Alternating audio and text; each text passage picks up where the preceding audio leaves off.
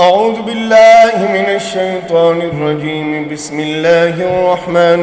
الرحيم. لا أقسم بيوم القيامة ولا أقسم بالنفس اللوامة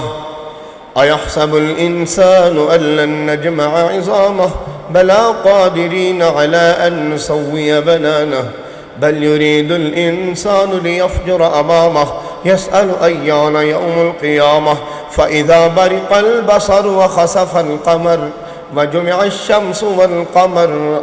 يقول الإنسان يومئذ أين المفر كلا لا وزر إلى ربك يومئذ المستقر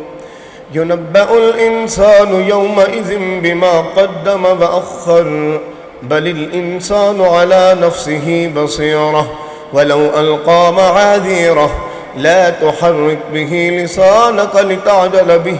إن علينا جمعه وقرآنه فإذا قرأناه فاتبع قرآنه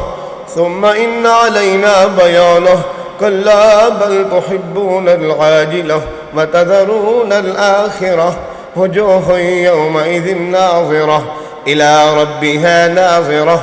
ووجوه يومئذ باسرة تظن أن يفعل بها فاقرة كلا إذا بلغت التراقي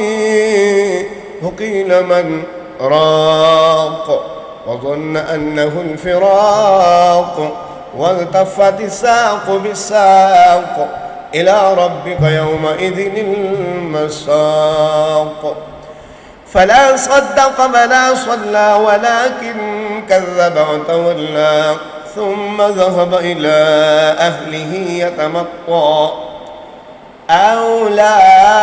لك فأولى ثم أولى لك فأولى أيحسب الإنسان أن يترك سدى ألم يكن نطفة من مني يمنى ثم كان علقة فخلق فسوى